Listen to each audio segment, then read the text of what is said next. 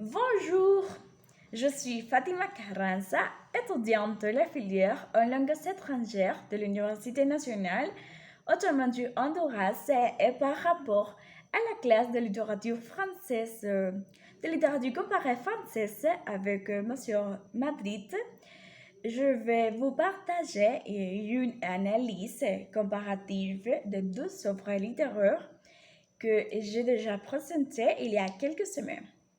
Ce projet vise à faire une analyse comparative entre deux œuvres de différentes langues et à connaître des formes d'expression humaine de différentes cultures comme un but de la littérature comparée. Et elle et lui, écrivain que j'ai choisi, appartiennent à de différentes cultures et des continents et à des époques, mais avec des événements historiques qui marquent le cours de chaque histoire. D'une part, Alexandre Dumas père est un écrivain français, né à Villers-Cotterêts en France en 1802.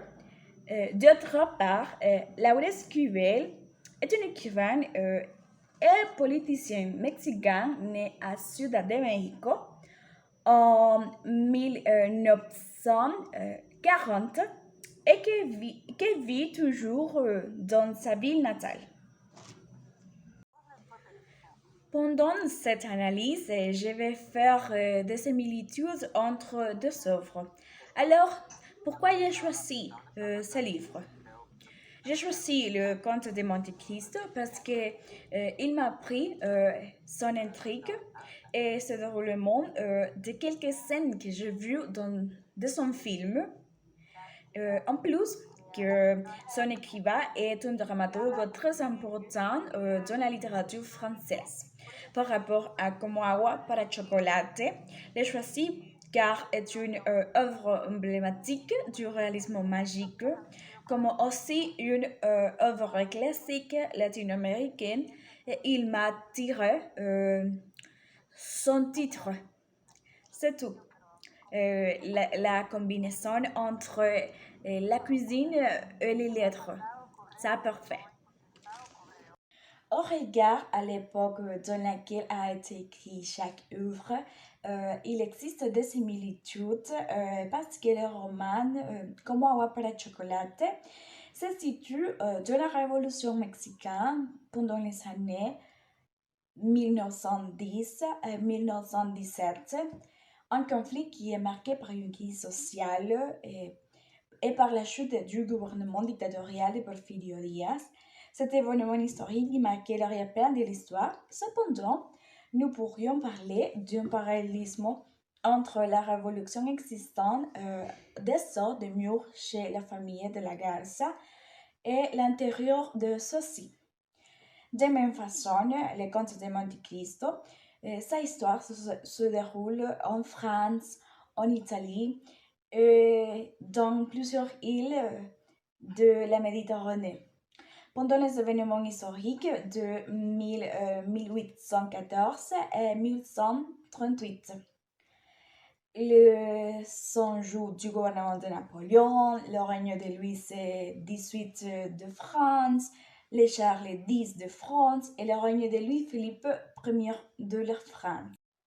Dans les deux histoires, les personnages et leurs actions sont conditionnés par la morale, les bonnes coutumes et l'éthique, qui sont souvent oubliés, comme par exemple dans les contes de Monte Cristo, les cas des parents du monde entier qui montent par jalousie et les procureurs signent sa sentence en échange du menti du secret de son père. Et comme agua para chocolate, dans le cas de Pedro, qui accepte plusieurs sa Aurora, comme tout en avouant à Tita, que tout cela n'était que pour se reprocher d'elle. De plus, il existe une similitude parce que dans les contes de Monte Cristo, le personnage mature prédomine, tandis que dont Como agua para chocolate, sont les personnages féminins. De la même manière, les deux protagonistes de roman s'apprêtent à lutter contre les destinées établies par d'autres, tous douze, tous douze cherchant la justice pour leur réalité. Par rapport au conte du Monte Cristo, sa histoire commence au début du règne de Louis XVIII, le 24 février 1815, jour où Napoléon quitte l'île de l'Elbe. Le même jour, Edmond Dantès et Joan Marin de 1900, du navire Le Pharaon débarqué à Marseille pour s'y fiancer avec la belle Mercedes. Trahi par des amis jalouses à dénoncer comme un conspirateur bonapartiste, il reste enfermé dans une gueule du château d'If, au large de Marseille. Après 14 années, instruit en secret par son compagnon de captivité, l'abbé Faria y réussit de s'évader et prend possession d'un trésor dans l'île de Monte Cristo. Riche et puissante, Dante se fait passer pour divers personnages dans le conte de Monte Cristo. Il va se venger de ceux qui l'ont accusé à tort et fait emprisonner. Sa vengeance accomplie, mais torture des questions sur les droits de se faire justice et de se substituer à Dieu. Monte Cristo repart pour l'Orient en compagnie d'une belle femme. En ce qui concerne Como agua para chocolate, commence par la cuisine. Tita est la plus jeune fille de la famille La Garza. Depuis son plus jeune âge, elle a un lien fort avec la cuisine car en plus d'être née entre cuisiniers, elle était sous la responsabilité de Nacha, qui est la cuisinière de la famille. Pendant son adolescence, Tita rencontre Pedro, l'amour de sa vie. Bien qu'étant la plus jeune de ses sœurs, elle doit rester célibataire pour s'occuper de sa Maman Elena. Finalement, Maman Elena décide de marier sa fille Rosaura à l'amant de Tita. Le jour du mariage, Nasha mort et Tita devient la cuisinière officielle de la maison.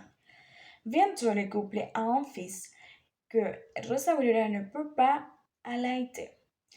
Cette tâche est accomplie par Tita, sans que personne ne la soupçonne. C'est-à-dire qu'il s'agit de l'un des événements magiques inexplicables de l'histoire. Roberto, le fils de Rosa Aurora et Pedro, mort et Tita accuse Maman Elena d'avoir exigé qu'ils quittent le ranch. Tout finit très mal pour Tita. Maman Elena veut que sa fille soit internée dans un asile d'aliénés, mais finalement, elle reste avec Jean Brown, le médecin de famille. Le médecin finit par tomber amoureux de Tita et la demande en mariage. Cependant, la cordaille doit rentrer chez elle pour s'occuper de sa mère qui est très malade. Maman Elena est morte, mais son fantôme ne laisse pas Tita tranquille. Rosa Aurora et Pedro ont Esperanza, leur 12e fille, à qui sa mère prêtit la même avenir que Tita, reste célibataire pour s'occuper d'elle. Plus tard, cependant la mort imminente de Rosaura fait disparaître cette tradition. Cela permet à Pedro et Tita d'entretenir une relation secrète. À la fin du roman, Esperanza se marie avec Alex. Pedro meurt en faisant l'amour avec Tita, qui décide de fuir l'orange. Sur le livre de recettes de Tita, l'héritage du narrateur de cette histoire est resté dans le lieu. Il y a des mots qui nous touchent et qui nous accrochent. C'est pourquoi je partage quelques extraits de Les Contes de Monte Cristo et Como agua para chocolate. Edmond, je vous en prie, ne tue pas mon fils, implora-t-elle à genoux. Ne prononce pas un nom, Madame de Morcerf. C'est pourtant bien le vôtre, et vous savez bien que je suis Mercédès. Pourquoi continuez-vous à m'appeler Madame de Morcerf? Parce que Mercédès est morte, Madame. Edmond, pourquoi parler de cette trahison? Pourquoi voulez-vous punir toute ma famille, puisque je suis la seule coupable? Coupable de ne pas vous avoir attendu et d'avoir cédé à Fernand. Je crois deviner, madame, que vous ne savez pas pourquoi j'ai été arrêtée, n'est-ce pas? Demanda le comte. En effet, je l'ignore, répond-elle. Rosaura entró altivamente y se sentó frente a Tita. La hora de enfrentarse con su hermana había llegado, pero no sería Tita quien iniciaría la disputa. Retiró el plato, le dio un sorbo a su café y empezó cuidadosamente a partir en trozos pequeños las orillas de las tortillas que había utilizado para hacer sus chilaquiles. Acostumbraban a quitarle la orilla a todas las tortillas que comían para echárselas a las gallinas. También desmenuzaban el migajón del bolillo con la misma intención. Rosaura y Tita se miraron fijamente a los ojos y permanecieron en esa actitud hasta que Rosaura abrió la discusión. Creo que tenemos pendiente una conversación, ¿no lo crees? Sí, lo creo. Y creo que fue desde que te casaste con mi novio. Está bien, si lo quieres, empecemos por ahí. Tú tuviste un novio indebidamente. No te correspondía tenerlo. ¿Según quién? ¿Según mamá o según tú? Según la tradición de la familia, que tú rompiste.